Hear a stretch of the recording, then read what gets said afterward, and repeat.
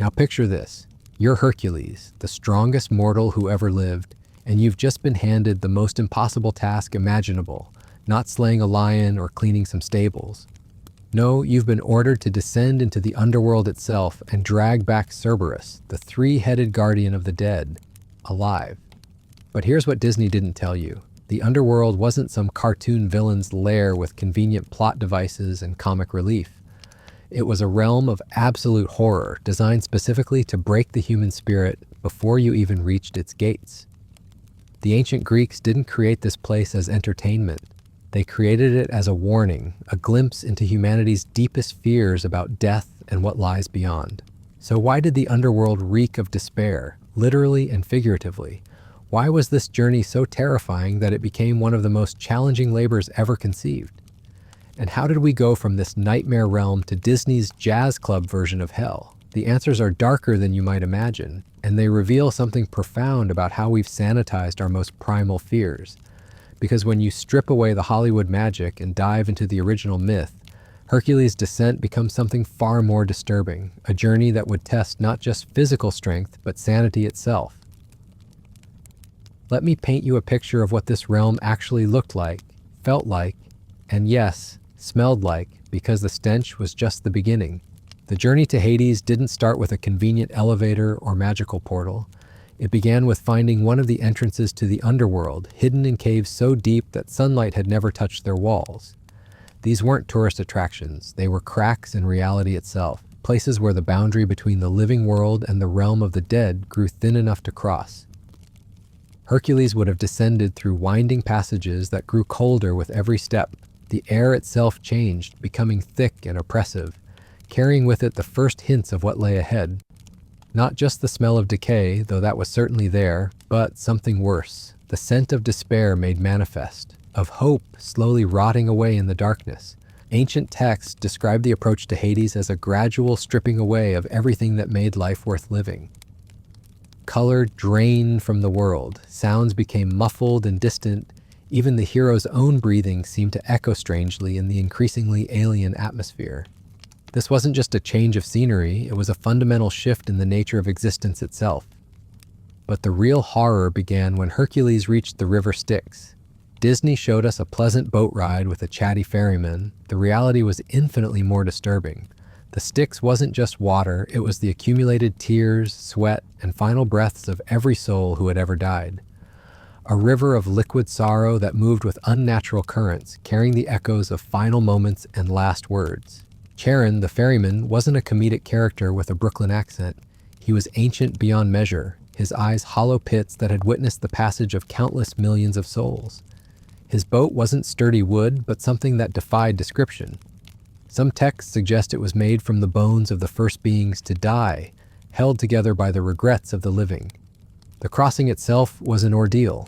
The river stretched impossibly wide in all directions, its surface reflecting not the sky above, but glimpses of the lives that had ended. Passengers reported seeing their own deaths reflected in those dark waters, experiencing their final moments over and over as Charon's oar cut through the supernatural liquid, and the smell, it wasn't just decay or rot, it was the olfactory manifestation of endings themselves. Every goodbye never spoken, every dream that died with its dreamer, every moment of joy that would never come again. The ancient Greeks believed smell was the most direct path to memory and emotion, and the Styx attacked both with ruthless efficiency. But crossing the river was just the appetizer. The real feast of horror awaited on the other shore. The shores of Hades stretched endlessly in all directions, a vast plain of ashen sand that crunched underfoot with a sound like breaking bones. This wasn't the fiery pit of Christian imagination or Disney's colorful underworld nightclub. This was a realm of absolute gray, where even shadows seemed washed out and lifeless. The landscape itself was wrong in ways that human minds struggled to process. Hills rose and fell in patterns that defied geometry, creating vistas that hurt to look at directly. Rivers flowed upward into skies that weren't quite sky, while forests of leafless trees stretched branches that seemed to reach toward nothing and everything simultaneously. But it was the inhabitants that truly drove home the horror of this place. The dead weren't sleeping peacefully or partying with Hades. They were trapped in a state between existence and non-existence, aware enough to suffer but powerless to change their fate. These weren't the theatrical ghosts of modern horror movies. They were the faded remnants of human consciousness, worn down by eternity until only the core of their identity remained. Picture encountering someone you once knew among these shades. They would recognize you, remember their life, remember love and laughter and all the things that once mattered. But they couldn't quite grasp why those things had mattered, couldn't quite recall what joy felt like or why they had once feared death. They existed in a state of perpetual, almost understanding, forever on the verge of remembering what it meant to be truly alive. The ghosts moved differently too, not floating or flying, but walking with a gait that suggested they were constantly pushing through invisible resistance. Every step seemed to require tremendous effort, as if the very air of Hades was thick as molasses and twice as suffocating. Their movements left no marks in the ash sand, no disturbance in the air. They were there and not there simultaneously, substantial enough to be seen, but too insubstantial to truly exist. And they never stopped talking, a constant, whispered chorus of voices sharing fragments of memories, asking questions that had no answers, pleading for things that could never be given. Not loud enough to understand clearly, but persistent enough to drive visitors to the edge of madness. Imagine trying to concentrate while thousands of people whispered incomplete sentences, just at the edge of your hearing, forever. The smell here was different from the river.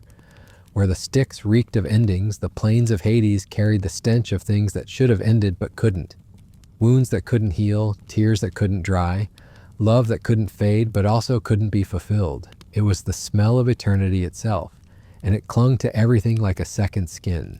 Hercules, with his divine strength and heroic constitution, was better equipped than most mortals to handle this assault on the senses. But even he felt the weight of the place pressing down on him, trying to convince him that he too was dead and simply hadn't accepted it yet. The Underworld didn't just challenge physical strength, it challenged the very concept of life itself. But the journey to Cerberus was far from over. Ahead lay the palace of Hades and the rivers that would make the Styx seem like a pleasant summer stream. As Hercules pressed deeper into the underworld, the landscape began to shift in ways that defied natural law. The path ahead wasn't just difficult to navigate, it was actively hostile to life itself. Each step forward required not just physical effort, but an act of will, a conscious decision to continue existing in a realm designed to make existence meaningless. The first of the true horrors he encountered was the river Acheron, the stream of woe. Unlike the Styx, which at least resembled water, the Acheron was something else entirely. It flowed thick and viscous, like liquid grief made manifest. The sound it made wasn't the babbling of a normal stream, but something closer to sobbing, a constant weeping that seemed to emerge from the river itself. The banks of the Acheron were lined with souls who had given up hope entirely. These weren't the restless dead of the outer plains. These were beings who had accepted their fate so completely that they had become part of the landscape itself. Some had been there so long that plants grew through them, their bodies serving as soil for the strange, colorless vegetation of Hades. Others had simply become stone, their final expressions of despair frozen forever in gray rock. But it was the river Cocytus that truly tested Hercules' resolve. The river of lamentation flowed with the tears of the damned, but these weren't just any tears, they were the final tears, the ones shed in the moment when hope dies completely. The river sang with the voices of those who had wept these tears, creating a symphony of despair so beautiful and terrible that many who heard it simply sat down on the banks and never moved again. Ancient texts describe the effect of Cocytus on living visitors. The sound penetrated not just the ears, but the soul itself, awakening every moment of sadness, every loss, every disappointment the listener had ever experienced. It amplified these feelings until they became unbearable, until the very act of remembering joy became torture because joy was no longer possible. Hercules, despite his heroic nature, felt tears streaming down his face as he passed the river. Not tears of sadness for himself, but tears for every mortal who had ever lived and died, for every dream that had been buried, for every love that had been lost to time. The river forced him to experience not just his own grief, but the collective grief of all humanity. And then there was Lethe, the river of forgetfulness, which might have been a mercy if it worked the way mortals hoped. But Lethe wasn't a gentle erasure of painful memories. It was a complete dissolution of self, a river that took everything that made someone who they were and left behind only the most basic spark of consciousness. The souls who drank from Lethe didn't find peace. They found a kind of living death worse than any torment. The smell near these rivers was indescribable. It wasn't just the physical stench of decay or even the metaphysical reek of despair. It was the olfactory representation of concepts that human language couldn't capture. The smell of time itself becoming meaningless, the aroma of identity dissolving, the stench of eternity pressing down like a weight that could never be lifted. But perhaps most disturbing of all was how these smells began to seem normal after prolonged exposure. Hercules found himself growing accustomed to the reek of hopelessness, and that adaptation was more terrifying than the initial revulsion. It suggested that even heroes could be worn down by the underworld, that given enough time, even the strongest will could be broken. The palace of Hades loomed ahead now, a structure that seemed to absorb light rather than reflect it. Its towers twisted impossibly upward, disappearing into a sky that wasn't quite black, but wasn't any color that existed in the living world. The very stones of the palace seemed to whisper secrets in languages that predated human speech. And somewhere within those walls waited Cerberus, the three-headed guardian whose breath alone was said to kill mortals instantly. But Hercules was no ordinary mortal, and his task was far from ordinary. The real question wasn't whether he could defeat the beast, it was whether he could maintain his sanity long enough to try. Because the underworld's greatest weapon wasn't its monsters or its rivers of torment. It was its ability to make visitors forget why they had come, to convince them that they had always been there, that the world of the living was just a pleasant dream they had once had. The stench of the place wasn't just unpleasant, it was a constant reminder that life itself was temporary, fragile, and ultimately meaningless. Disney's version showed us a hero who never wavered, who cracked jokes in the face of danger and emerged victorious through pluck and determination. But the real Hercules faced something far more insidious than simple monsters or obvious dangers. He faced a realm designed to break the human spirit through sheer, relentless despair. And he was only halfway to his destination. The palace of Hades rose before Hercules like a monument to despair itself. Its architecture defied every principle of construction known to the living world. Walls curved inward and outward simultaneously, creating optical illusions that made visitors question their own perception. Doorways opened onto corridors that led back to themselves. Windows looked out onto views that couldn't possibly exist from their positions in the structure. But it wasn't the impossible geometry that made the palace truly horrifying. It was how perfectly it embodied its purpose. Every surface, every angle, every decorative element had been designed to remind visitors that they were in a place where hope came to die. The very stones seemed to exhale resignation, breathing out the accumulated sighs of countless souls who had passed through these halls. The throne room itself was a masterpiece of psychological warfare. Vast beyond measure, it stretched away into shadows that seemed to move independently of any light source. The ceiling disappeared into darkness so complete it felt solid, pressing down with the weight of eternity itself. And there, on a throne carved from what appeared to be crystallized despair, sat Hades himself. The Lord of the Dead wasn't the flamboyant cartoon villain with blue flames for hair. He was something far more terrifying in his absolute stillness. Hades appeared as a figure of perfect composure, neither young nor old, neither cruel nor kind. He simply was, existing with the same inevitability as death itself. His eyes held the accumulated weight of every soul that had ever passed into his realm, and when he spoke, his voice carried the finality of the grave, but even Hades paled in comparison to what lurked in the deepest chambers of his palace. For it was here that Cerberus made his lair, and the approach to the three-headed guardian was an ordeal that tested every aspect of Hercules' being. The descent to Cerberus's domain led through chambers that grew progressively more disturbing. First came the Hall of Echoes, where every footstep produced not just one echo, but thousands, each one slightly different, creating a cacophony of phantom sounds that made it impossible to distinguish reality from reflection. The walls here were lined with mirrors that showed not your reflection, but your death, playing out in infinite variations until the viewer could no longer remember which version was real. Then came the Chamber of Whispers, where the voices of the dead gathered to share their final secrets. Not the gentle whispers of the outer planes, but urgent, desperate communications from souls trying to pass along vital information before it was too late. They spoke of hidden treasures, unfinished business, love confessions never made, and warnings about dangers that no longer mattered. The sheer volume of these voices created a wall of sound so dense it became physical, requiring tremendous effort to push through. But it was the corridor of regrets that nearly broke even Hercules' heroic resolve. Here, visitors were forced to experience not just their own regrets, but the regrets of everyone who had ever lived. Every missed opportunity, every cruel word, every moment of cowardice or selfishness played out with perfect clarity. The corridor stretched for what felt like miles, and each step forward revealed new layers of human failure and disappointment. The smell in these deeper chambers evolved beyond anything Hercules had encountered on his journey. It wasn't just the stench of death or despair anymore, it was the olfactory manifestation of wasted potential itself. The aroma of dreams deferred until they withered, the scent of love unexpressed until it turned bitter, the reek of courage that arrived too late to matter. And underlying it all was something worse, the smell of time itself, that invisible force that turned all human achievement to dust and rendered every victory meaningless. It was a smell that couldn't be washed off or forgotten, one that seemed to seep into the very bones and announce to every cell in the body that death was not just inevitable but already present. Finally, Hercules reached the innermost sanctum where Cerberus dwelt. The chamber opened up into a space so vast it seemed to contain its own weather patterns.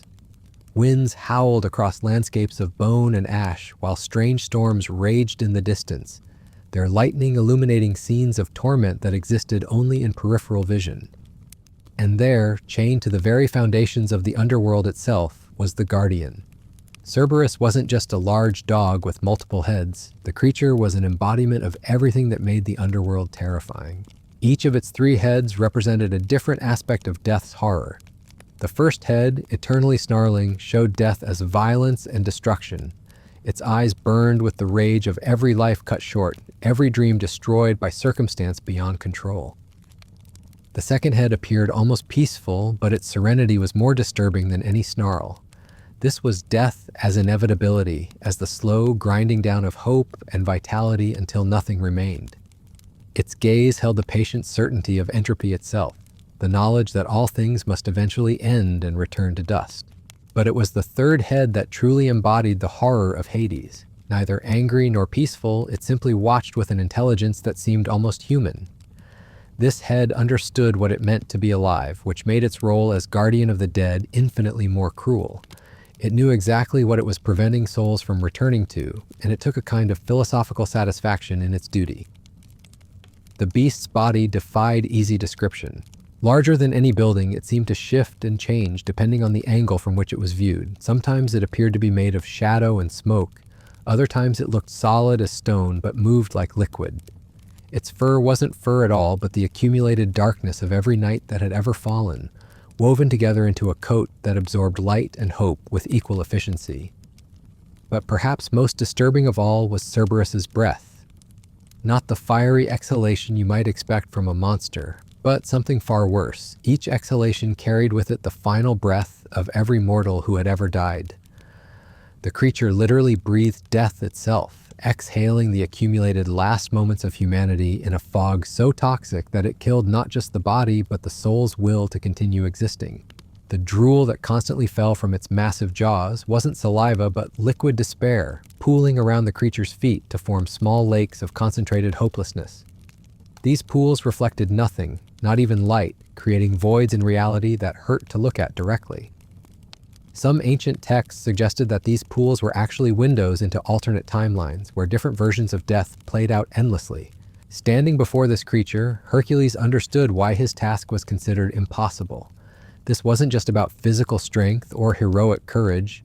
Cerberus was designed to break visitors psychologically long before any physical confrontation could begin. The beast's very presence was an argument against existence itself, a living reminder that all struggle was ultimately futile. The smell here reached its absolute worst. It wasn't just the accumulation of all the previous odors, but something entirely new and infinitely more horrible. It was the smell of the moment when hope dies, concentrated and weaponized. The aroma of every parent who had outlived their children. every lover who had watched their beloved fade away, every dreamer who had finally accepted that their dreams would never come true. And yet, despite all of this, Hercules pressed forward. Because that's what heroes do in the real myths, not the sanitized versions we tell children. They don't crack jokes or find convenient plot devices. They endure, they suffer, they face the absolute worst that existence can offer and somehow find the strength to take one more step. But the real question wasn't whether Hercules could defeat Cerberus in combat. The real question was whether he could maintain his identity as a living being in a realm designed to convince him that life itself was an illusion. The Underworld's greatest victory wasn't in killing intruders, it was in making them forget they had ever been alive. Disney showed us a hero who never wavered, who emerged from his trials unscathed and unchanged. But the real Hercules faced something far more profound and disturbing.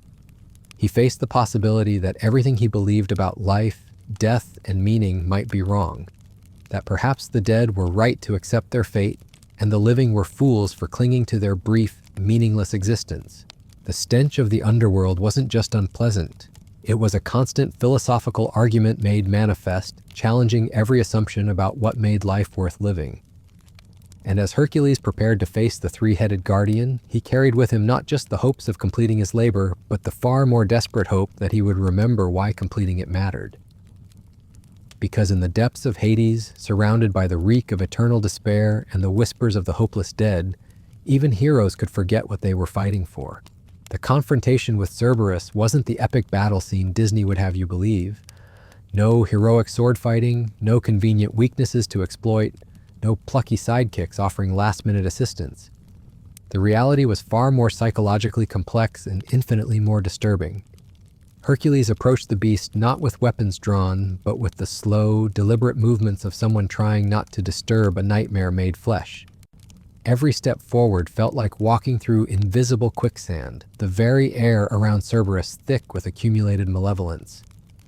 The three heads tracked his movement with unsettling coordination, their eyes reflecting not light, but the absence of it, creating holes in reality that seemed to pull at his vision. The hero's strategy wasn't born of tactical brilliance, but of desperate necessity. He couldn't fight something that embodied death itself. Instead, he had to negotiate with it, to somehow convince this guardian of the dead that allowing him passage wouldn't violate the fundamental order of existence. But how do you reason with a creature whose entire purpose is to ensure that the living never return from the realm of the dead? The first head to speak wasn't the snarling one, as you might expect, but the serene middle head, the one that understood inevitability. Its voice came from everywhere and nowhere, reverberating through Hercules' bones rather than his ears. The words weren't in any language the hero recognized, yet their meaning was crystal clear. They spoke of the futility of struggle, the peace that came with acceptance, the relief of finally laying down burdens that were never meant to be carried. This wasn't temptation in the traditional sense. It was logic, cold and perfect, and absolutely terrifying in its reasonableness. Why continue fighting? Why maintain the exhausting pretense of hope? Why not simply join the countless souls who had found peace in surrender? The middle head didn't threaten or cajole. It simply presented the mathematical certainty of defeat with the patience of eternity itself. But it was the third head, the intelligent one, that posed the real challenge. This head knew Hercules personally, had watched his entire life unfold from the moment of his birth.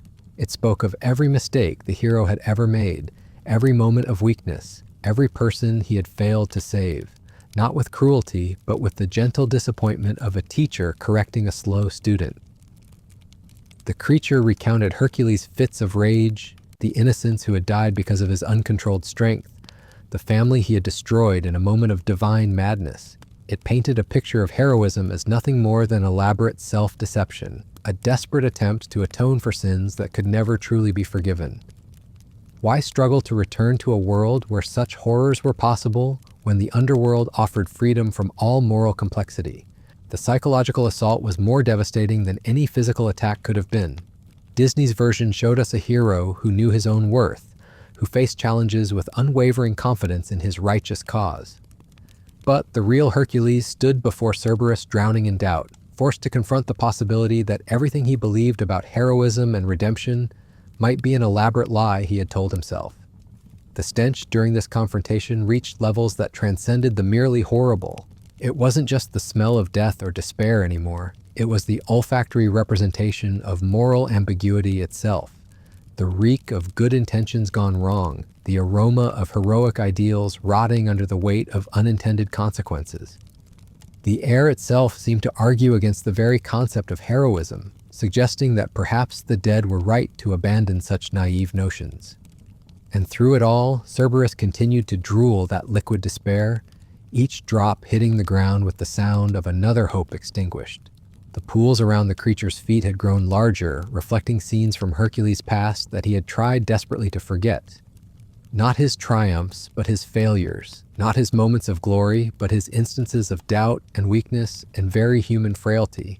The beast's breath came in waves now, each exhalation carrying with it the final words of every hero who had ever lived and died. They spoke of disillusionment and betrayal, of causes that proved unworthy and victories that turned to ash. The accumulated wisdom of dead heroes formed a chorus of voices all saying the same thing. Heroism was a trap, a beautiful lie designed to make mortals willingly shoulder unbearable burdens. But perhaps most disturbing of all was how reasonable it all sounded. Standing there in the depths of Hades, surrounded by the evidence of humanity's failures and the inevitability of death, Hercules began to understand why so many souls chose to stay. Not because they were forced to, but because leaving required maintaining the exhausting belief that life had meaning in the face of overwhelming evidence to the contrary. The underworld didn't capture souls through force, it captured them through revelation, showing them truths about existence that were too terrible to bear in the world of the living. It offered the ultimate mercy, freedom from the burden of hope itself. Why struggle against fate when fate always won in the end? Why pretend that individual actions mattered when the universe was vast and indifferent and ultimately empty? Disney's hero would have given an inspiring speech about never giving up, about the power of believing in yourself, about how love conquers all. But those platitudes crumbled in the face of Cerberus's relentless logic. The real Hercules had no speeches, no sudden bursts of confidence, no convenient epiphanies about his own worth. What he had instead was something both more mundane and more profound. Stubbornness, the simple, unreasonable refusal to accept defeat, even when defeat made perfect logical sense. Not because he was certain he was right, but because uncertainty itself wasn't sufficient reason to stop trying. The beast could list every failure, every doubt, every reason why heroism was meaningless, and Hercules could only respond with the basic animal refusal to lie down and die. This wasn't the triumphant heroism of children's stories. This was the gritty, unglamorous heroism of continuing to put one foot in front of the other, when every rational part of your mind screamed that the effort was pointless. It was heroism stripped of all its romantic elements, reduced to its most basic component, the decision to keep going because stopping meant accepting that nothing had ever mattered. The negotiation with Cerberus stretched on for what felt like hours, though time moved strangely in the depths of Hades. The creature probed every aspect of Hercules' psyche, searching for the breaking point that every mortal possessed. It offered increasingly sophisticated arguments for surrender, painting pictures of peace and rest and freedom from the exhausting burden of caring about anything. And gradually, horribly, Hercules began to understand why the underworld smelled the way it did.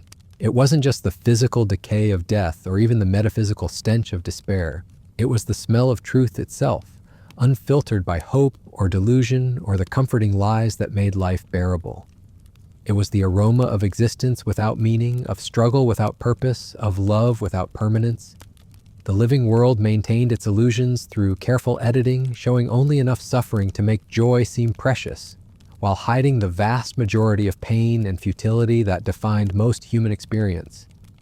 But the underworld was unedited reality, where every comfortable lie was stripped away and replaced with the harsh mathematics of entropy and meaninglessness.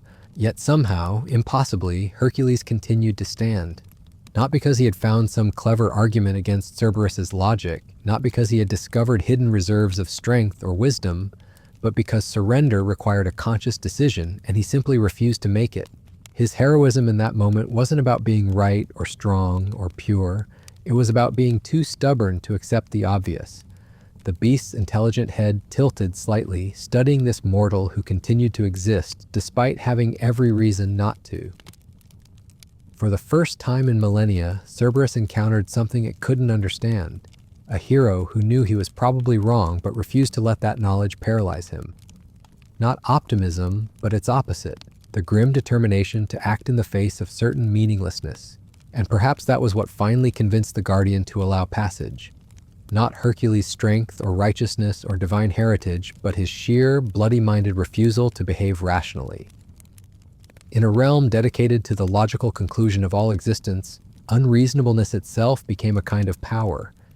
The chains that bound Cerberus to the foundations of the underworld weren't physical restraints, but metaphysical ones, forged from the accumulated acceptance of every soul that had ever passed through Hades.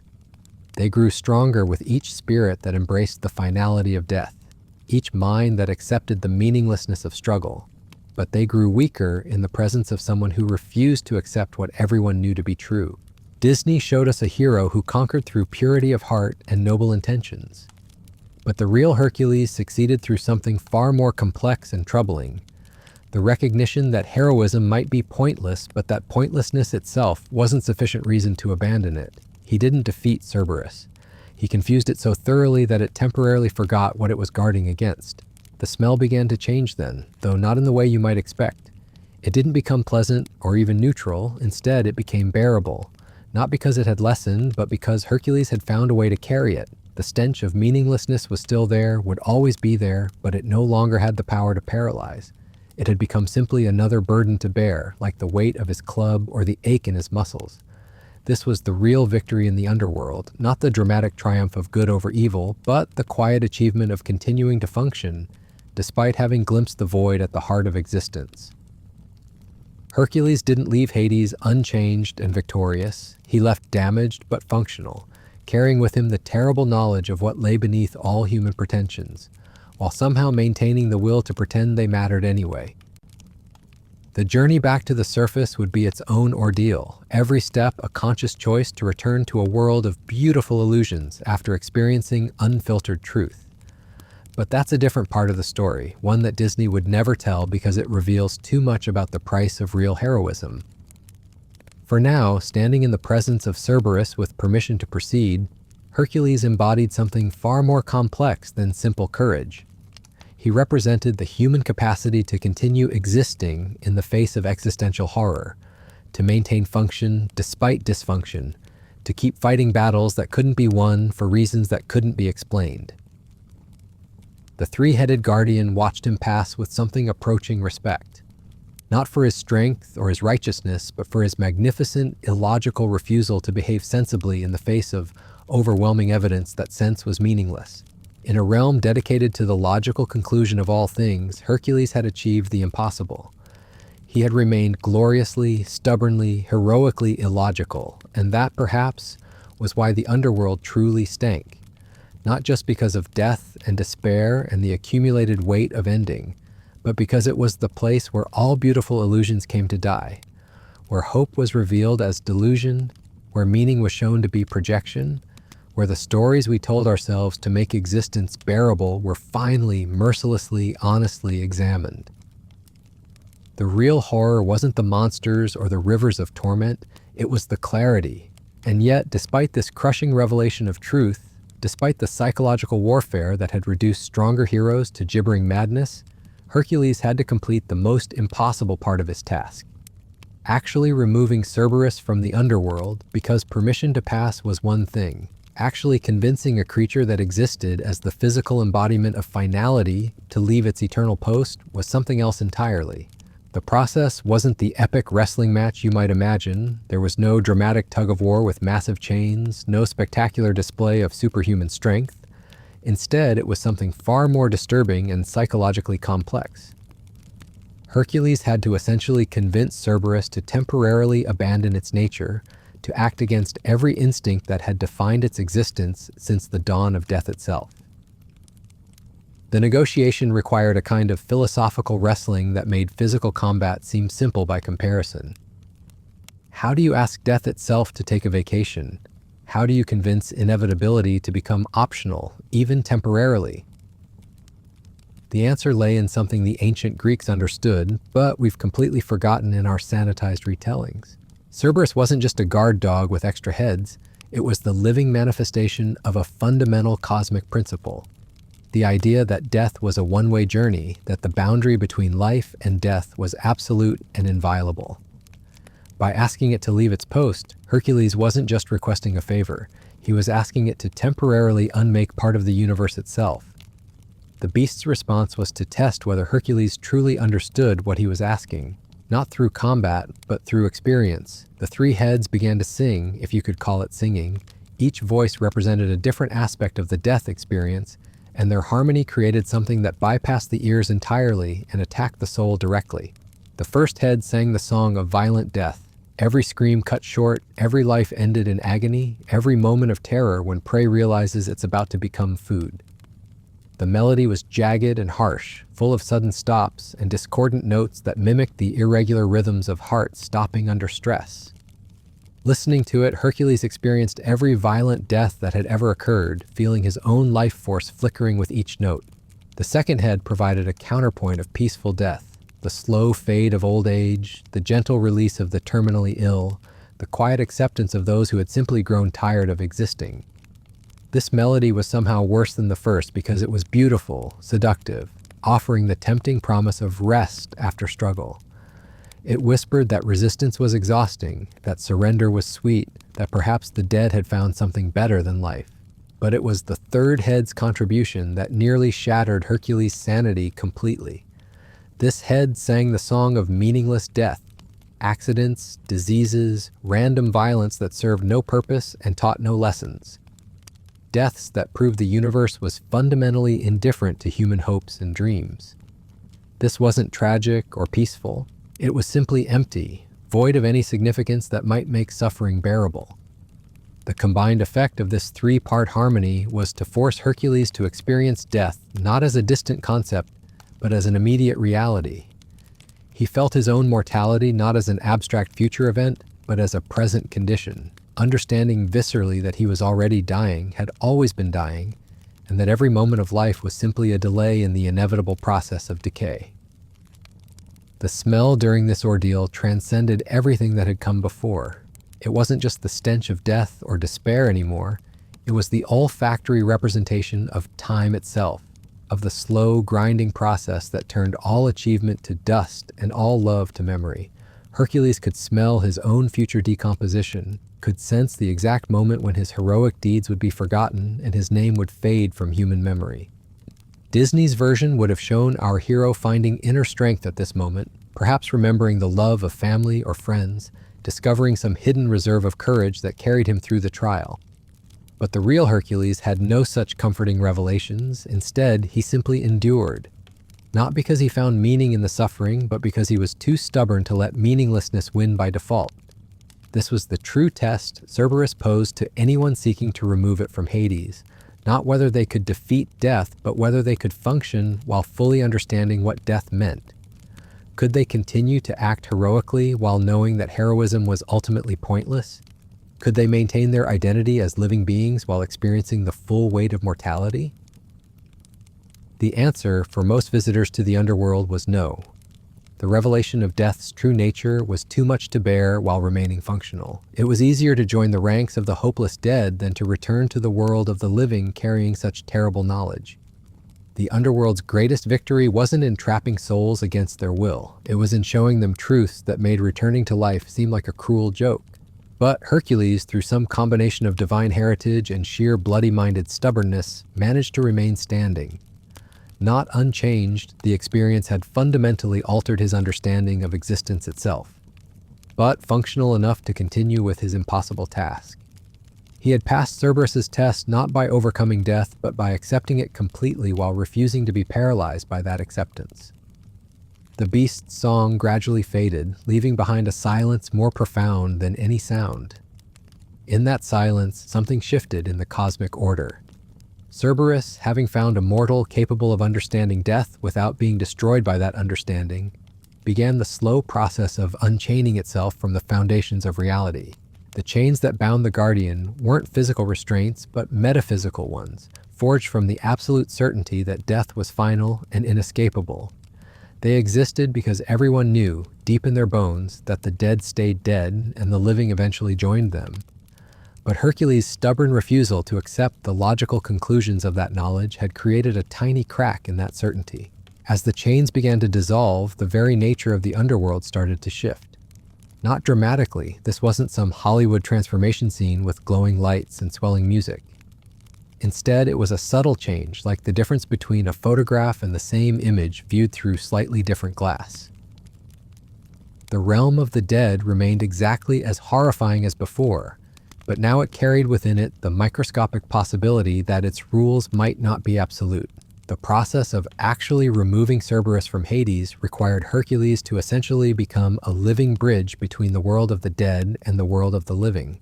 The beast couldn't simply walk up to the surface. Its very nature would have poisoned the upper world with the concentrated essence of death. Instead, it had to travel wrapped in the life force of someone strong enough to contain its lethal emanations. This meant that Hercules had to allow Cerberus to essentially possess him temporarily, to use his living body as a containment vessel while they made the journey to the surface. The experience was indescribable in any human language. Imagine trying to hold an ocean in a teacup or containing the concept of infinity within the boundaries of your skull. The three-headed guardian's essence pressed against every cell in Hercules' body, threatening to burst him apart from the inside. The smell became internal now, no longer something he experienced through his nose, but something that emanated from his very being. He reeked of death and endings and the accumulated despair of eternity, but the stench was coming from inside him. Every breath he exhaled carried with it the final sighs of the dead. Every word he might have spoken would have been poisoned with the absolute knowledge of meaninglessness. The journey back through the underworld was a nightmare of psychological endurance. Hercules had to maintain his identity as a living being while carrying within him the concentrated essence of death itself. The ghosts he passed no longer whispered their fragmentary memories. Instead, they fell silent in recognition, seeing in him something that was neither fully alive nor completely dead, but trapped in the liminal space between the two states. The rivers that had seemed so terrible on the way down now felt almost welcoming by comparison.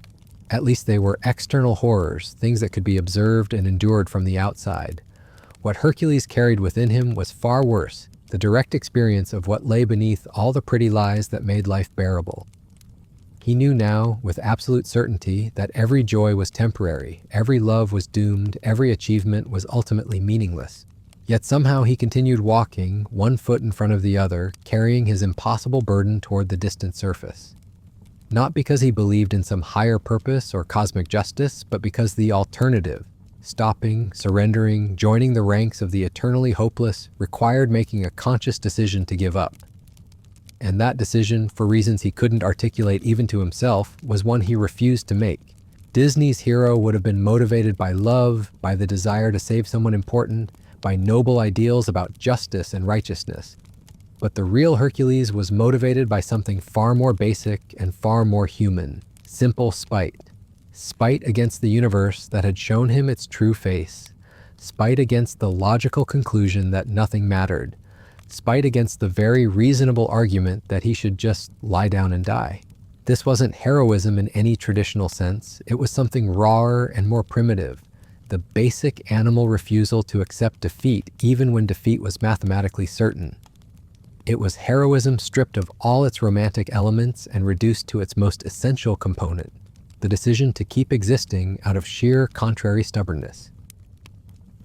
The approach to the surface world brought its own unique torments. As they climbed higher, leaving behind the concentrated despair of Hades' depths, the contrast became increasingly stark. Each step toward life made the knowledge of death more painful, not less. It was like emerging from a dark room into bright sunlight. The illumination was welcome, but the transition was agony.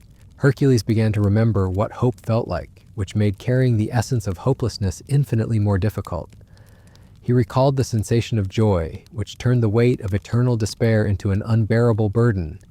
The closer he got to the world of the living, the more impossible his task became, because life and death weren't meant to coexist in the same vessel.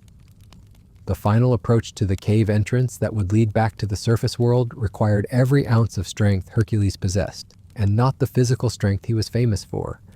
This was a different kind of strength entirely, the psychological fortitude required to carry ultimate truth while maintaining the functional delusions necessary for continued existence. Disney's version would have shown this as a triumphant moment, the hero emerging victorious from his ordeal with his prize in tow. But the reality was far more complex and disturbing.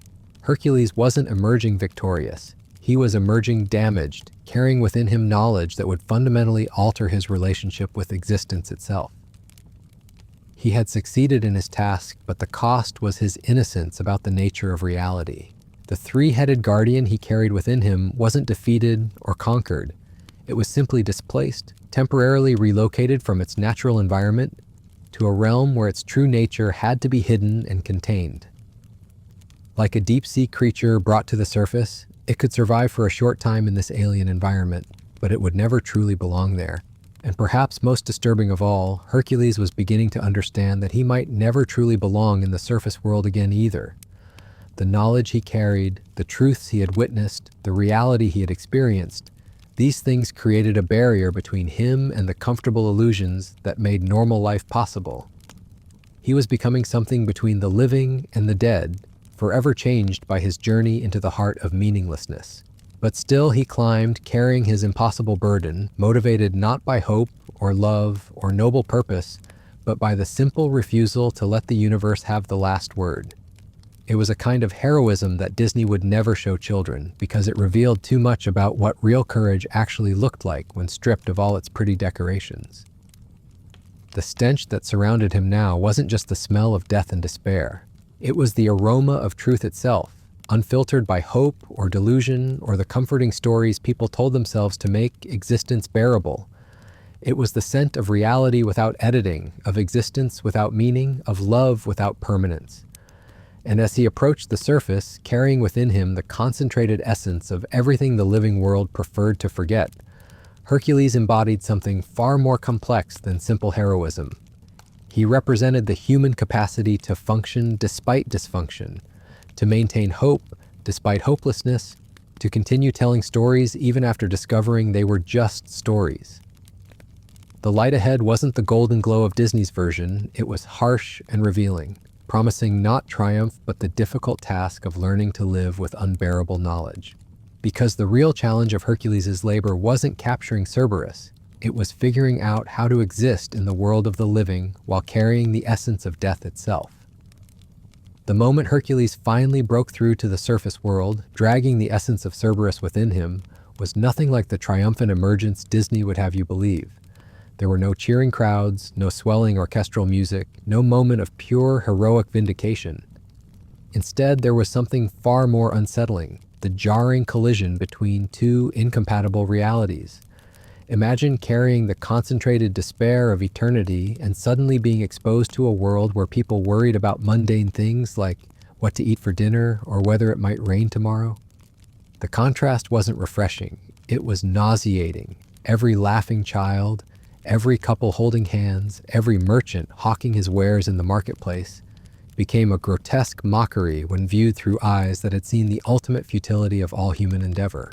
The sunlight didn't feel warm and welcoming, it felt like an interrogation lamp, harsh and accusatory, demanding explanations for why he had brought such darkness into its domain. The air didn't smell fresh and clean compared to the underworld stench. Instead, it carried the cloying sweetness of willful ignorance, the perfume of people desperately pretending their lives had meaning. But here's what makes Disney's version so particularly insidious in its sanitization. They didn't just clean up the scary parts or tone down the violence. They fundamentally misunderstood what made the underworld terrifying in the first place. Disney's Hades was a villain's lair, complete with scheming plots and comedic minions. It was a place you could defeat with clever thinking and pure intentions. The real underworld wasn't evil. That would have been easier to handle, actually. Evil can be fought, defeated, overcome through heroic effort and noble sacrifice. But the underworld wasn't malicious, it was simply true. It showed visitors exactly what existence looked like when stripped of all comforting delusions. And that truth was more devastating than any monster or torture device. Disney turned Hades into a fast-talking dealmaker with a flair for dramatic gestures. The real Lord of the Dead was something far more terrifying, completely reasonable. His arguments made perfect sense. His perspective was logically unassailable. He didn't try to trick souls into staying, he simply showed them reality without the editing that made life bearable. And they chose to remain because going back to the world of beautiful lies seemed unbearably naive. The cartoon version gave us a Cerberus that looked scary but acted like an oversized puppy once you knew how to handle it. The real Guardian was infinitely more disturbing because it understood exactly what it was preventing. It knew the value of what it guarded against, which made its role as eternal barrier infinitely more cruel. It wasn't a mindless beast following simple instructions. It was a philosopher with 3 heads, each one capable of articulating perfectly why hope was delusion and struggle was meaningless. But perhaps most tellingly, Disney's Underworld was temporary. It was a place the hero visited, completed his quest, and left behind without lasting consequences. The real Underworld changed everyone who experienced it. You couldn't unsee what you had seen there. You couldn't unknow what you had learned about the nature of existence. Hercules didn't emerge unchanged and victorious. He emerged damaged but functional, forever altered by his encounter with unfiltered reality. Standing now in the world of the living, still carrying Cerberus's essence within him, Hercules faced a challenge that no ancient myth bothered to explore in detail because it was too psychologically complex for the storytelling conventions of the time. How do you live normally when you've experienced the absolute? How do you care about everyday concerns when you know they're ultimately meaningless? How do you love people when you've seen exactly how all love stories end? The answer, it turned out, wasn't some inspiring revelation about the power of hope or the importance of human connection. Those were the Disney answers, the sanitized responses that made audiences feel good about themselves. The real answer was much more disturbing and much more human. You learned to function despite dysfunction. You maintained the performance of caring even when caring seemed absurd. You told yourself stories while knowing they were stories, because the alternative was complete paralysis. This was the true horror that Disney's version completely missed. The Underworld didn't break people through torture or monsters or obvious threats. It broke them by showing them truth and then asking them to go back to living as if that truth didn't exist. It was like asking someone to enjoy a magic show after explaining how all the tricks worked, or to find a joke funny after analyzing why humor exists as a psychological coping mechanism. The smell that clung to Hercules now wasn't just the lingering stench of death and despair. It was the aroma of someone who had seen behind the curtain of existence and could never again fully believe in the show. Other people could sense it, even if they couldn't identify what they were smelling. Children would cry when he approached. Animals would flee. Even plants seemed to wither slightly in his presence, as if his very existence reminded them of their own temporary nature. But the most disturbing aspect of his return wasn't how others reacted to him. It was how he found himself reacting to them. Every expression of joy seemed forced. Every declaration of love rang hollow. Every ambitious plan or hopeful dream appeared pathetically naive. He had become like someone who had seen the script of a play while everyone else was still caught up in the performance, and now he couldn't stop noticing the actor's makeup and the painted backdrops. Disney's Hercules completed his 12 labors and lived happily ever after, his heroic nature vindicated and his place among the gods secured. But the real Hercules faced something far more complex and troubling. He had to figure out how to continue being a hero while knowing that heroism was ultimately a performance, how to save people while understanding that salvation was temporary, how to fight monsters while carrying the greatest monster of all within himself, the knowledge that nothing he did would matter in the end. The ancient Greeks understood something that our modern sensibilities prefer to ignore. They knew that real heroism wasn't about winning. It wasn't about overcoming obstacles or defeating enemies or achieving happy endings. Real heroism was about continuing to function in the face of overwhelming evidence that function was pointless. It was about maintaining human dignity while fully understanding the cosmic joke of human existence. This is why the Underworld stank so memorably in the original myth. It wasn't just a literary device to make the place seem scary or unpleasant. The stench was a metaphor for the smell of truth itself, overwhelming, impossible to ignore, and fundamentally incompatible with the sweet perfumes of hope and delusion that made life bearable. Hercules had succeeded in his labor, but success in the mythological sense was very different from success in the Disney sense. He had proven that it was possible to experience ultimate despair and continue existing afterward. He had demonstrated that human beings could function even while carrying the concentrated essence of meaninglessness within them. He had shown that heroism wasn't about being right or pure or destined for greatness. It was about being wrong, flawed, and doomed, but refusing to let those facts paralyze you. The real tragedy wasn't that Hercules had to descend into hell. The real tragedy was that he had to come back, because living in the underworld, horrible as it was, at least made sense. Everyone there had accepted the truth about existence and found a kind of peace in that acceptance. But living in the surface world while carrying underworld knowledge was a special kind of torture. The torture of maintaining functional delusions while knowing exactly what they were. Disney gave us a hero who conquered death and returned triumphant. But the ancient Greeks gave us something far more profound and disturbing.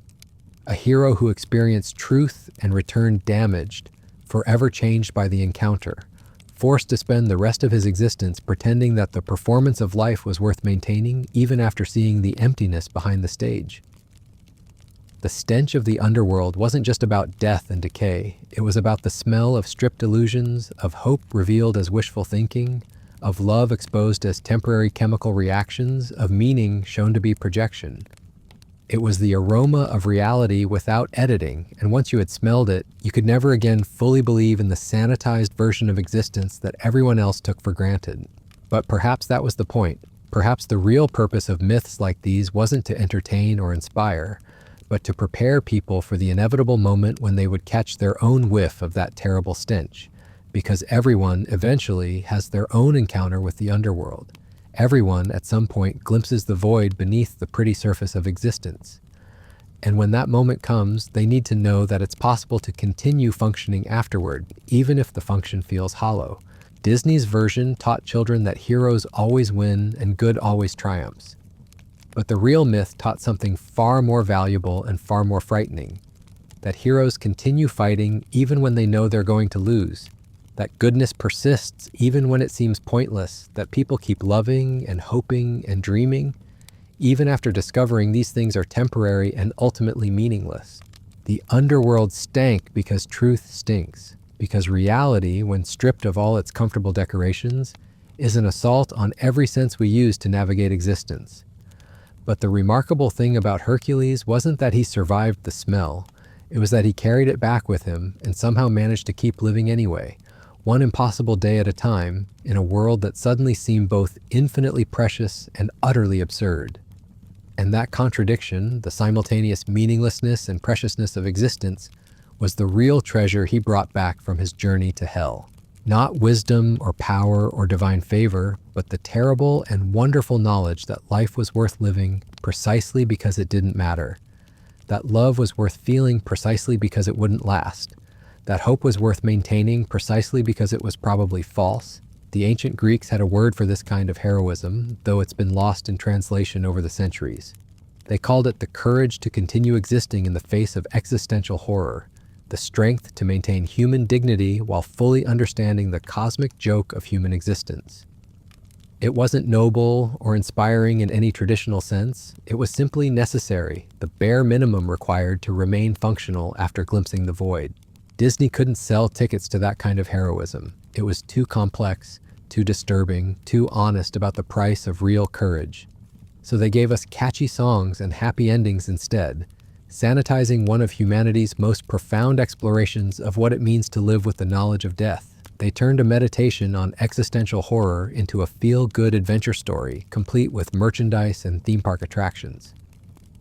But the smell remained, buried deep in the original myth like a time capsule of human understanding about the true nature of existence.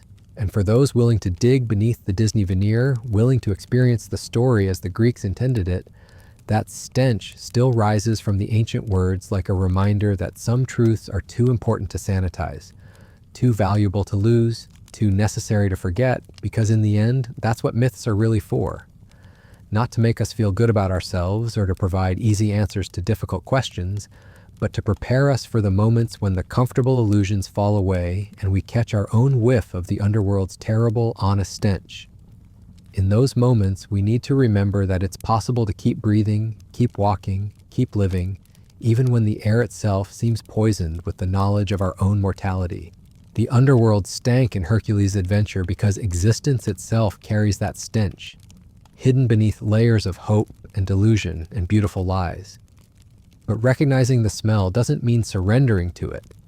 Sometimes it means something far more difficult and far more heroic, learning to live with it, one impossible breath at a time. And yet here's where the story takes its darkest turn, the part that no sanitized retelling wants to acknowledge. Because completing the labor wasn't the end of Hercules' torment. It was just the beginning of something far worse than any physical trial he had ever faced. The return journey to King Eurystheus wasn't a triumphant march with crowds cheering and bards composing songs of victory. It was a slow, agonizing procession through a world that suddenly felt like an elaborate stage set. Painted backdrops hiding the void he now knew existed behind everything. Every step away from the underworld entrance felt like walking deeper into a lie, and every breath of surface air tasted like willful ignorance seasoned with false hope. The people he encountered along the way reacted to him with instinctive unease, not fear of his legendary strength or awe at his heroic reputation, but something deeper and more primitive. Dogs would whimper and slink away when he approached. Horses would shy and refuse to be calmed. Even the hardiest farmers would find excuses to head indoors when they saw him coming down the road. They couldn't articulate what they sensed, but their animal instincts recognized the stench of ultimate truth that now clung to him like a second skin. Children were the worst. Their uncorrupted senses hadn't yet been dulled by years of necessary self-deception, and they could smell the underworld on him from impossible distances. They would begin crying before he even came into view, wailing with a primal terror that had nothing to do with his intimidating appearance and everything to do with the existential dread he now carried within him. Their parents would scoop them up and hurry away, muttering prayers and making protective signs, never understanding that the real danger wasn't violence but revelation.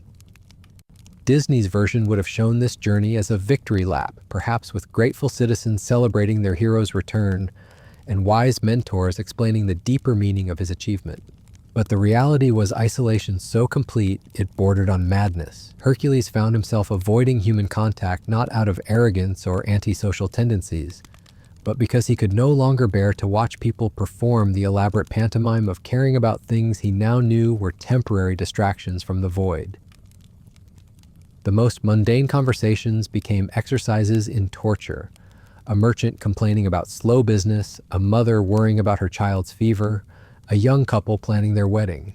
All of it rang hollow when heard by ears that had listened to Cerberus's three-part harmony about the meaninglessness of all human endeavor. He wanted to shake them, to scream that their concerns were elaborate self-deceptions designed to avoid confronting the only truth that mattered. But he also understood, with crushing clarity, that destroying their illusions would be an act of unspeakable cruelty, so instead he learned to nod and smile and make appropriate responses, while feeling like an actor who had forgotten his lines in a play he no longer understood the point of performing. Every "how are you" required a conscious decision to lie. Every "take care of yourself" felt like mockery when he knew exactly how everyone's story would end. Every expression of hope or joy or love struck him as either naive or deliberately false, and he couldn't decide which interpretation was more depressing. The nightmares, when they came, weren't about monsters or battles or physical dangers. They were about normalcy. He would dream of simple conversations with friends, of sharing meals with family, of finding pleasure in a sunset or satisfaction in completing a task. Then he would wake up remembering why those things felt hollow now, and the contrast between dream innocence and waking knowledge would leave him gasping like a drowning man who had briefly surfaced only to be pulled back under. Disney's Hercules slept peacefully on beds of clouds, surrounded by the love of gods and mortals alike. But the real Hercules lay awake night after night, staring at ceilings and trying to remember what it felt like to care about anything, without the crushing awareness that caring was ultimately an elaborate form of self-harm. Sleep, when it finally came, offered no refuge because dreams were just another performance, another layer of beautiful lies stacked on top of the terrible truth he could no longer unknow. The physical manifestations were almost as disturbing as the psychological ones. Food lost its taste not because his sense of smell was damaged by the underworld stench, but because pleasure itself had been revealed as a temporary chemical reaction designed to distract from mortality. Colors seemed muted, as if someone had drained the saturation from the world. Even pain felt different, not sharper or duller, but somehow less real, like a sensation experienced through thick gloves. But perhaps most disturbing of all was what happened to his legendary strength. Not that it diminished, his muscles remained as powerful as ever, his reflexes as quick, his endurance as limitless. But the strength began to feel like a cruel joke, a cosmic punchline to a joke only he understood. What was the point of being able to move mountains when you knew mountains were temporary? Why celebrate the ability to defeat any foe when you carried the ultimate foe within yourself? Every display of heroic power became a grotesque parody of its former meaning. Saving villages from bandits felt like rearranging deck chairs on a sinking ship. Rescuing maidens from monsters was just postponing the inevitable. Even his most spectacular feats of strength, lifting impossible weights, defeating legendary beasts, performing miracles that left crowds gasping in awe, struck him as elaborate magic tricks designed to distract audiences from the fact that the theater was on fire. Disney's version taught that heroism was about using your gifts to help others and make the world a better place. But Hercules now understood that the world couldn't be made better in any meaningful sense, only temporarily distracted from its fundamental nature. He was like a doctor treating symptoms while knowing the patient was terminal, like a teacher educating students for a world that would eventually end, like a parent raising children who would someday die. The isolation wasn't just social, but temporal. He found himself unable to live in the present, because the present was revealed as an illusion, a thin slice between a past that no longer mattered and a future that was predetermined. He couldn't find comfort in memories because they were just chemical traces of experiences that had been meaningful only because he hadn't understood their temporary nature. He couldn't make plans because all plans were ultimately plans for delay, elaborate strategies for avoiding the only appointment that really mattered. Even his relationship with the gods became complicated in ways that ancient mythology struggled to articulate. The Olympian deities, for all their power and immortality, suddenly seemed like children playing dress-up in a cosmic kindergarten. Their petty squabbles and grand pronouncements struck him as desperate attempts to impose meaning on a universe that was fundamentally indifferent to their existence. They were immortal, yes, but immortality just meant they would have eternity to contemplate the meaninglessness of their actions. Prayer became impossible, not because he had lost faith in divine power, but because he couldn't understand what anyone would pray for once they truly comprehended the nature of existence. Requests for health, wealth, love, success, all of it seemed like asking for different flavors of the same temporary distraction. Even prayers for wisdom were revealed as counterproductive, since wisdom apparently consisted of understanding things that made life unbearable. The truly maddening part was that none of this felt like depression in any clinical sense. Depression, he realized, was actually a luxury of people who still believed their feelings mattered enough to be worth addressing. What he experienced was something far more fundamental. Not the absence of joy, but the understanding that joy was a neurological trick designed by evolution to encourage behaviors that increased survival rates in organisms that were going to die anyway.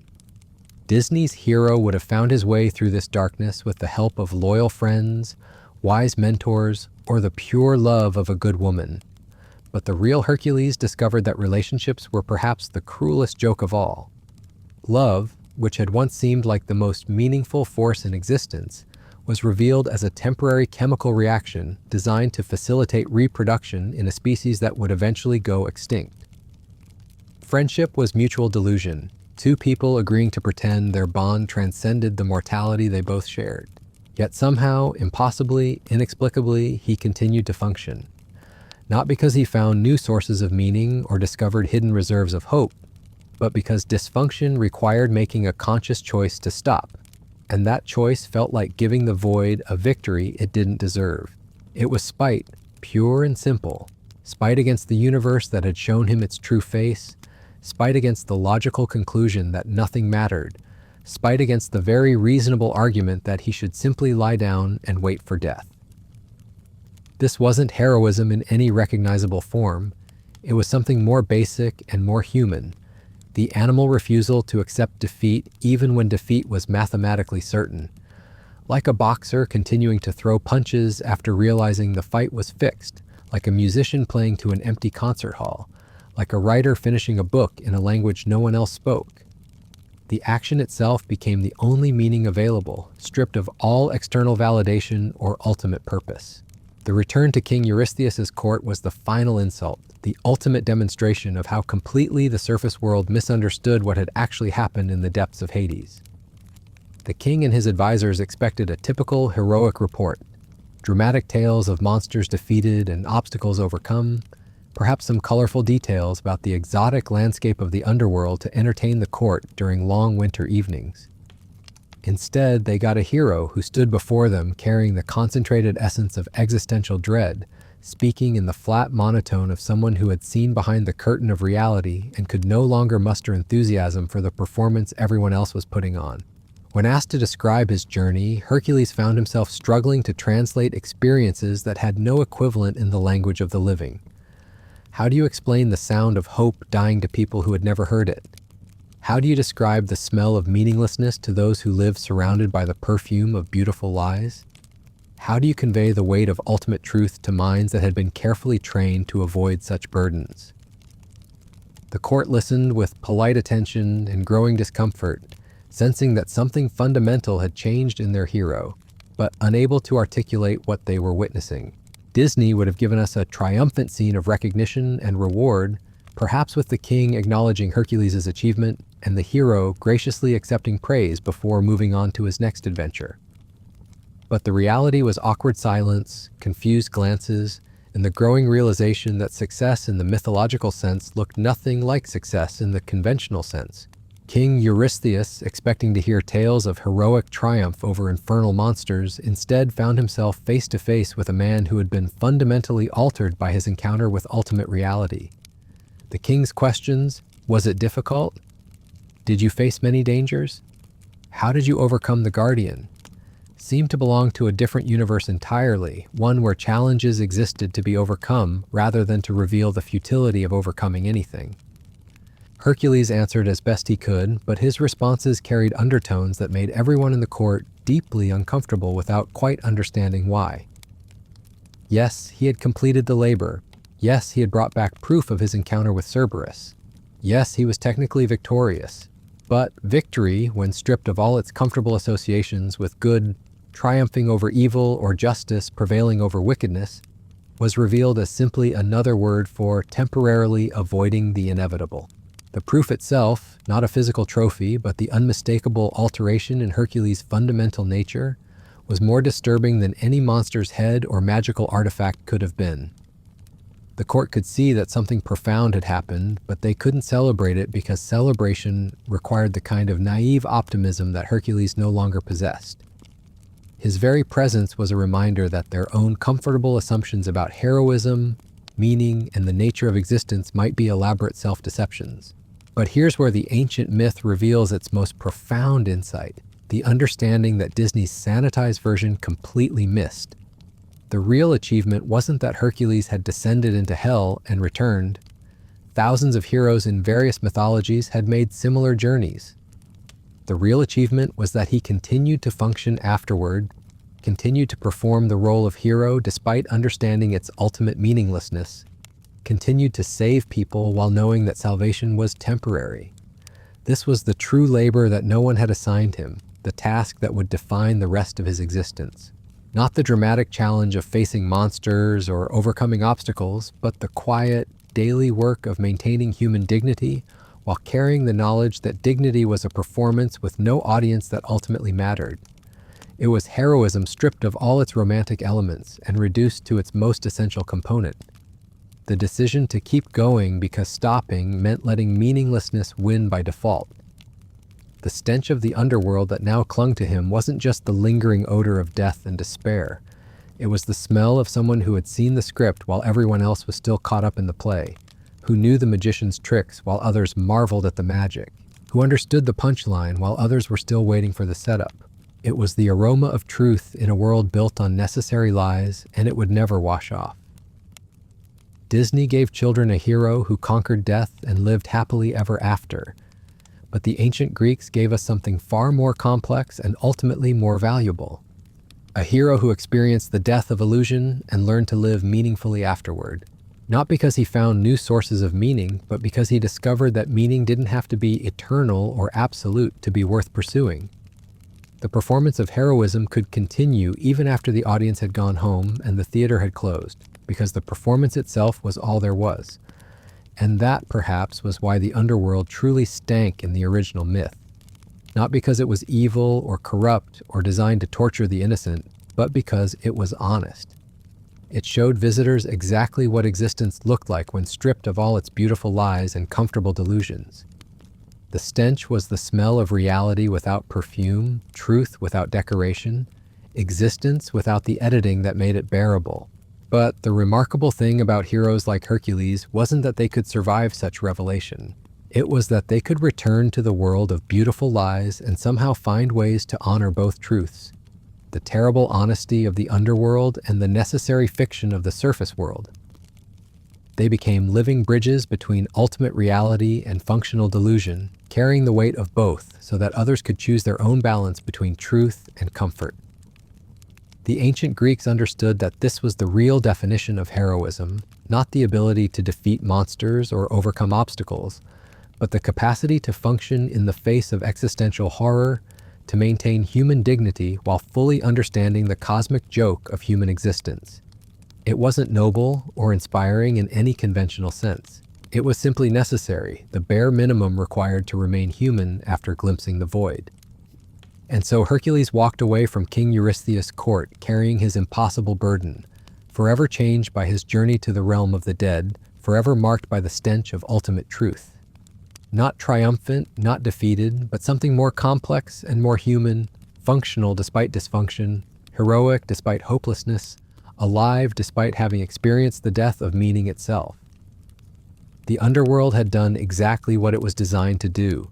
It had shown him the truth, and now he would spend the rest of his existence learning to live with that truth, while somehow maintaining the beautiful lies that made existence bearable for everyone else.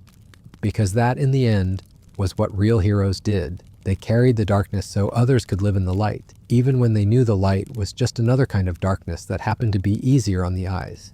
But perhaps what made the aftermath even more unbearable was how the world around him refused to acknowledge what had really happened. The official record spoke of a successful labor completed, another monster subdued, another impossible task checked off the divine to-do list that would eventually earn him immortality among the gods. Scribes dutifully recorded that Hercules had descended to Hades, captured Cerberus, and returned victorious, as if he had simply gone on a particularly challenging hunting expedition. The bards began crafting songs about his adventure almost immediately, and with each retelling, the story grew more palatable, more digestible for audiences who needed their heroes uncomplicated and their victories clean. In their versions, the underworld became a spooky but ultimately conquerable realm. Cerberus transformed into a fierce but ultimately tameable beast, and Hades himself morphed into nothing more than a stern but reasonable authority figure who could be negotiated with through proper heroic etiquette. Disney's eventual interpretation wasn't an aberration. It was the inevitable endpoint of this sanitization process that had been going on for millennia. Each generation of storytellers filed away the sharp edges that might cut too deep, painted over the existential horror with brighter colors, added comic relief to scenes that had originally been designed to strip away every comfortable assumption about existence. They turned a meditation on the nature of death itself into an adventure story with clear rules and satisfying conclusions. But Hercules remembered what it really felt like to stand in that vast chamber where Cerberus dwelt, breathing air so thick with despair it felt like drowning in liquid hopelessness. He remembered the way the creature's three heads had turned toward him with that terrible intelligence, each one representing a different aspect of the death that awaited every living thing. He remembered how the beast's drool had pooled around its massive paws, each drop containing the concentrated essence of a life that had ended badly, violently, meaninglessly. The real Cerberus hadn't been a monster to be defeated through strength or cleverness. It had been a mirror, reflecting back the ultimate fate that awaited everyone, hero and coward alike. Its three heads sang not because they were cruel, but because they understood something that the living refused to accept, that all stories, no matter how heroic or romantic or meaningful they seemed, ended the same way. In silence, in darkness, in the slow dissolution of everything that had once seemed important. Disney's version would eventually give us a Cerberus that looked fearsome but acted like an overgrown puppy once you knew how to scratch behind its ears. They would make the Underworld into a jazz club where dead souls danced to catchy tunes and the Lord of the Dead himself was just a misunderstood businessman with relationship issues. They would turn the most profound encounter with mortality in all of mythology into a romantic subplot with merchandising opportunities. But the real Underworld hadn't offered any such comfort. It had been a realm where beauty went to die, where hope revealed itself as delusion, where love was exposed as a temporary chemical reaction designed to trick organisms into reproducing before they inevitably rotted away.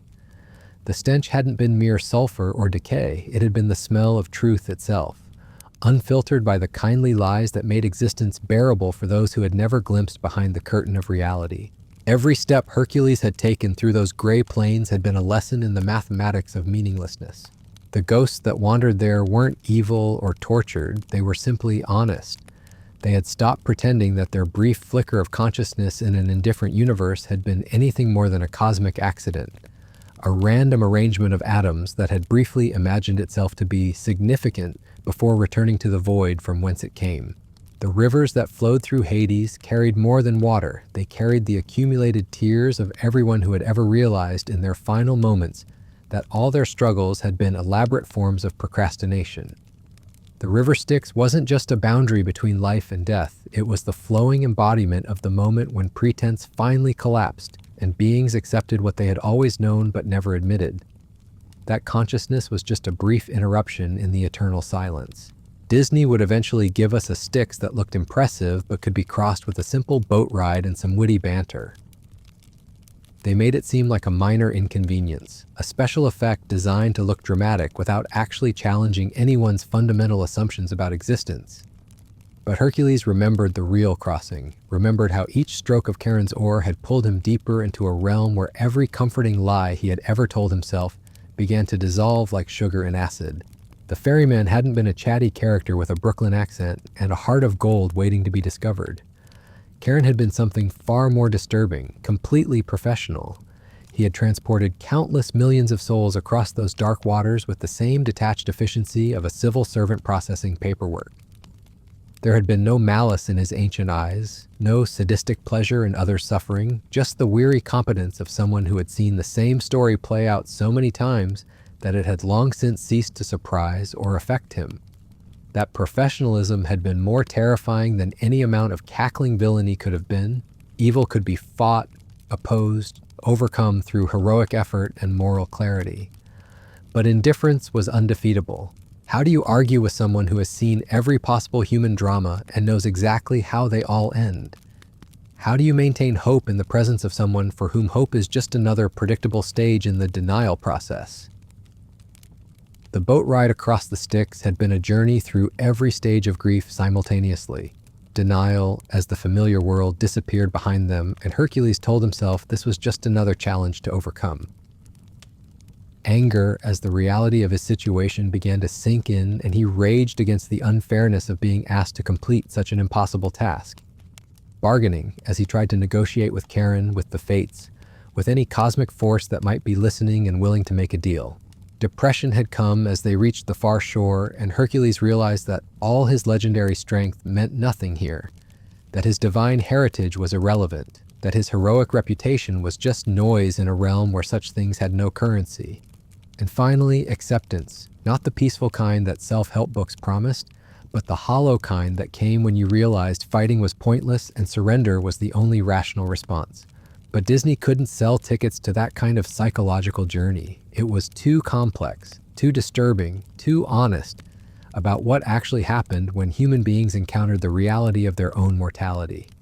So they gave audiences a theme park version instead. complete with colorful characters and memorable songs, and the comforting assurance that heroes always won in the end, through pluck and determination and the power of believing in yourself. The real Underworld had offered no such assurances. It had been a realm dedicated to stripping away every comfortable assumption about existence, revealing the universe as it actually was, rather than how people needed it to be in order to function. The landscape itself had been wrong in ways that human minds struggled to process, creating vistas that hurt to look at directly because they revealed the arbitrary nature of everything people took for granted. Hercules remembered walking across plains that stretched impossibly far in all directions, covered in ash that might once have been dreams or hopes or the accumulated prayers of the desperate. The sky above hadn't been sky at all, but something else entirely, a color that didn't exist in the living world because it was the color of endings, of things coming to their final and irreversible conclusion. The mountains in the distance had risen and fallen according to geometries that defied natural law, creating optical illusions that suggested space itself was unreliable here, that the fundamental constants which made life possible were just local conventions that didn't apply in the realm of the dead. Rivers flowed upward into that impossible sky, while forests of leafless trees stretched branches toward nothing and everything simultaneously. But it was the inhabitants of this realm that had truly driven home the horror of the place. The dead weren't sleeping peacefully or suffering eternal torments or partying with charismatic villains. They were trapped in a state between existence and non-existence, aware enough to remember what they had lost but powerless to reclaim it or even properly mourn its passing. They moved through the gray landscape like sleepwalkers, going through the motions of activity without any of the purpose that had once driven them. Disney would eventually populate their underworld with comedic skeleton warriors and wisecracking gargoyles, turning the residents of Death's realm into vaudeville performers whose primary function was to provide comic relief between plot points. But the real inhabitants of Hades had been far more disturbing in their fundamental humanity. They looked like people Hercules might have known in life: farmers, merchants, soldiers, mothers, children, but drained of everything that had made them who they were. They remembered their names, but couldn't quite recall why those names had mattered. They knew they had once felt joy, but couldn't access the emotional memory of what joy had actually felt like. They understood that they had loved people, but couldn't remember why love had seemed important when it was always temporary and always ended in separation. They were living libraries of human experience with all the meaning carefully extracted, leaving behind only empty facts about lives that had once seemed significant. Conversations with these shades were exercises in existential horror. They would recognize Hercules, remember his reputation, even recall specific stories about his adventures. But they spoke about his heroic deeds with the same flat affect they used to discuss the weather or the texture of the ash beneath their feet. They had retained their intellectual capacity, but lost their ability to care about anything, including their own condition. Oh yes, one might say, you're the one who killed the Nemean lion. That was impressive. I remember being impressed when I could still feel impressions. Now it just seems like one thing that happened, no different from any other thing. The lion is dead, you are alive, someday you will be dead too. It's all the same story with different details. The casual way they discussed their own spiritual annihilation was more chilling than any amount of screaming or wailing could have been. They had reached a state beyond despair, beyond hope, beyond the emotional reactions that defined human existence. They had achieved perfect objectivity about their condition, and that objectivity was more terrifying than any subjective suffering could have been. Disney's eventual interpretation would give us dead characters who were still essentially themselves, just relocated to a different venue. They retained their personalities, their desires, their capacity for growth and change. Death in the Disney version was just another form of life, perhaps with different rules, but fundamentally similar to the experience of being alive. It was death as relocation rather than death as transformation. Death as inconvenience rather than death as revelation. But Hercules had seen the real thing. He had witnessed what actually happened to consciousness when it was separated from the biological processes that sustained it. The dead weren't themselves minus their bodies. They were whatever remained when everything that made them who they were had been slowly stripped away by eternity itself. They were the footprints left behind by personalities that had long since evaporated, empty shapes in the ash that suggested human forms without containing human substance. The most disturbing part was how reasonable it all seemed once you accepted the basic premise. If consciousness was just a temporary arrangement of matter, then of course it would eventually return to its component parts. If love was just a chemical reaction designed to facilitate reproduction, then of course it would cease to function once the biological imperative no longer applied. If hope was just a psychological coping mechanism, then of course it would become unnecessary once there was nothing left to cope with. The underworld wasn't cruel, it was simply honest about the implications of mortality that the living world preferred not to examine too closely. It was the place where all the comfortable lies about human significance and cosmic purpose came to die, leaving behind only the basic facts about existence stripped of all their emotional padding. And those facts, when experienced directly rather than filtered through the merciful delusions that made life bearable, were enough to break most minds that encountered them. But somehow, impossibly, Hercules had endured. Not because he was stronger or braver or more virtuous than the countless heroes who had attempted similar journeys and never returned. He had survived because of something more basic and more stubborn than any noble quality, the simple refusal to accept the logical conclusion of what he was experiencing. Even when every rational part of his mind screamed that resistance was pointless, even when the evidence for meaninglessness became overwhelming, even when surrender would have been the sensible response to unbearable revelation, he had continued to exist out of pure contrary stubbornness. This wasn't the heroism that Disney would eventually celebrate, the kind that involved dramatic speeches about never giving up and the power of believing in yourself. This was something rawer and more primitive, the basic animal refusal to lie down and die even when death would have been a mercy. It was heroism stripped of all its romantic elements and reduced to its most essential component. The decision to continue functioning because the alternative was admitting that the void was right about everything. Now, walking through a world that seemed determined to pretend none of this had ever happened, Hercules carried that terrible knowledge like a weight that could never be set down. Every cheerful greeting from passing strangers felt like mockery. Every expression of hope or joy or love struck him as either naive or deliberately false. Every plan for the future seemed like an elaborate form of denial, a refusal to acknowledge that all futures led to the same destination he had just visited. The stench of the underworld clung to him not as a lingering odor, but as a permanent alteration in his relationship with existence itself. He had smelled truth, breathed it in until it saturated every cell in his body, and now he could never again fully believe in the beautiful lies that made normal life possible.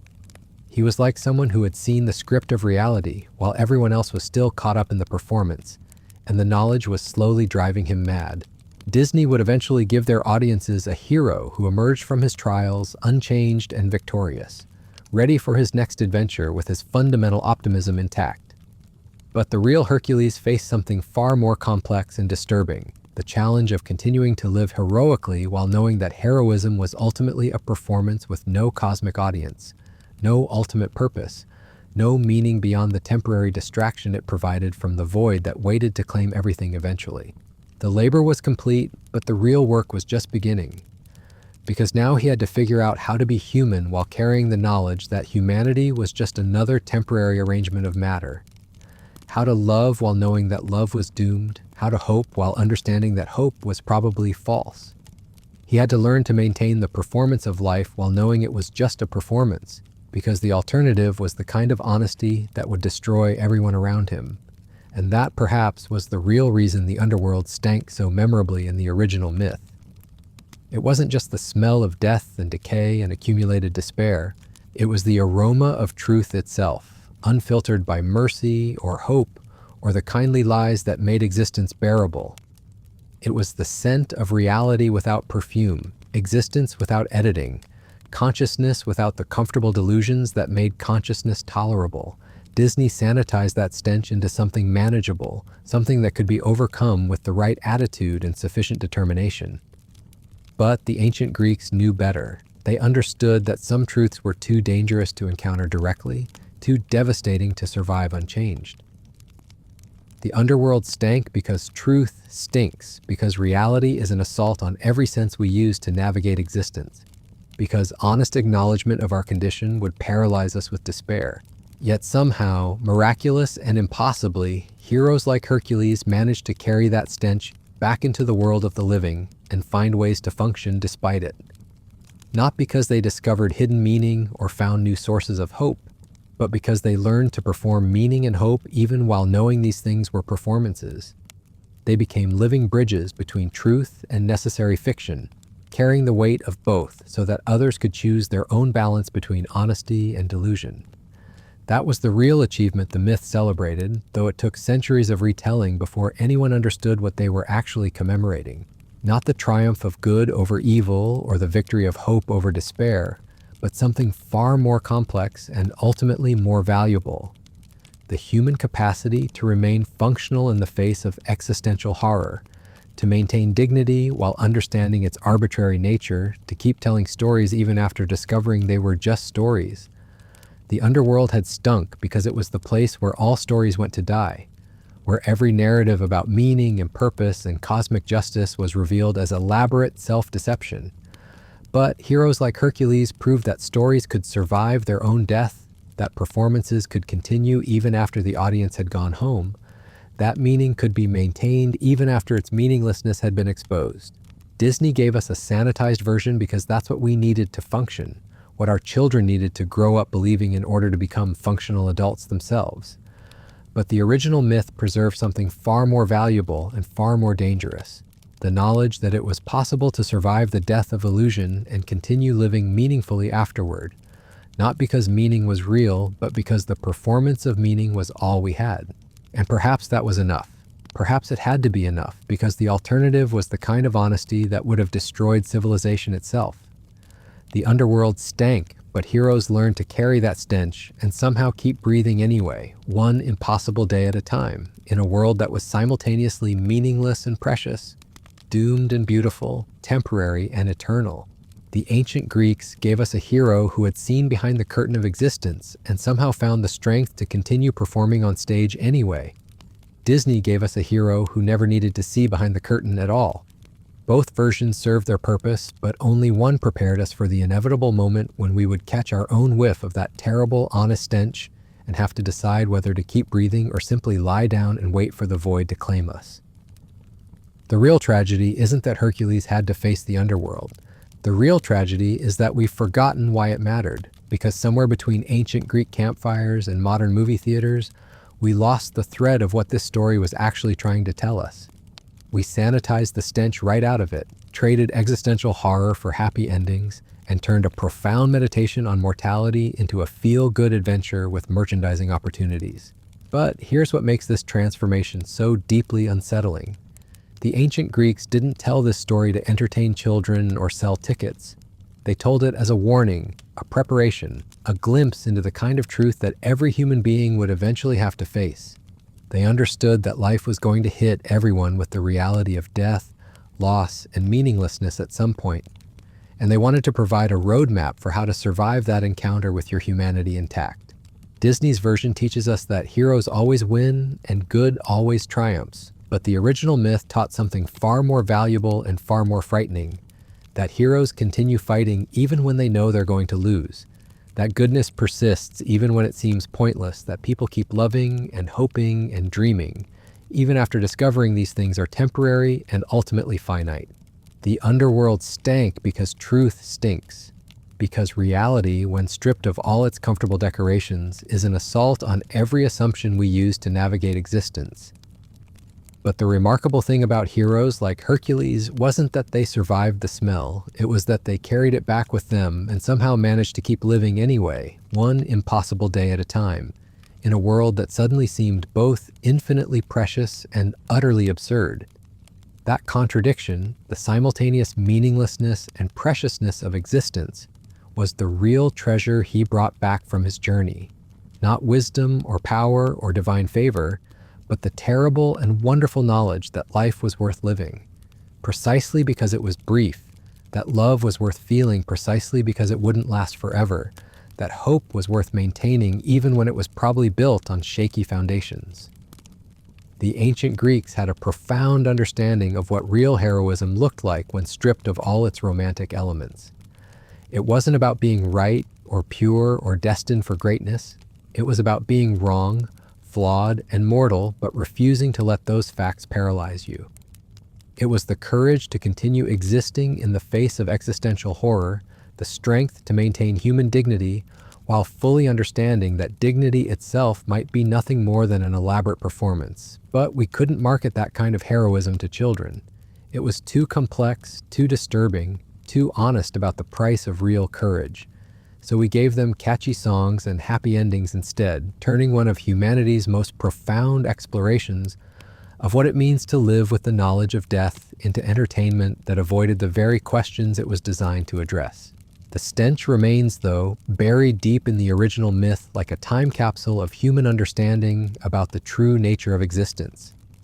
For those willing to dig beneath the sanitized surface, willing to experience the story as it was originally intended, that smell still rises from the ancient words like a reminder that some truths are too important to lose, too necessary to forget, too valuable to trade for comfort, because in the end, we all have our own journey to the underworld waiting for us. Some crisis, some loss, some moment when the comfortable illusions fall away and we catch our own whiff of that terrible, honest stench. When that happens, we need to remember that it's possible to keep breathing, keep walking, keep living, even when the air itself seems poisoned with the knowledge of our own mortality. The underworld stank in Hercules' adventure because existence itself carries that stench, hidden beneath layers of hope and delusion and beautiful lies we tell ourselves to make each day bearable. But recognizing the smell doesn't mean surrendering to it. Sometimes it means something far more difficult and far more heroic, learning to live with it one impossible breath at a time, until somehow, impossibly, we find ways to make even meaninglessness meaningful. And that, perhaps, is why this myth refuses to die, no matter how many times we try to sanitize it. Because somewhere deep down, we know we're going to need that lesson. We know the stench is coming for all of us eventually. And when it does, we'll need heroes who've walked that path before, who've breathed that poisoned air and somehow found the strength to keep exhaling hope into a world that desperately needs it, even when hope itself seems like just another beautiful lie we tell ourselves to make it through another day. The real underworld is still out there, waiting in hospital rooms and funeral homes and those quiet moments at 3 a.m. when the defenses are down and reality seeps in. Disney gave us a cartoon version we could laugh at and forget, but the Greeks gave us something far more precious, a hero who showed us it was possible to survive the encounter with ultimate truth and come back still capable of love, still willing to fight, still stubbornly, magnificently, impossibly human. That's why the underworld stank so memorably in the original tale. Not to scare us, but to prepare us. Not to defeat us, but to show us what victory over the void actually looked like when stripped of all its pretty decorations and reduced to its essential core. The simple, extraordinary, utterly unreasonable decision to keep breathing one breath at a time in a universe that offers no guarantee that breathing matters at all.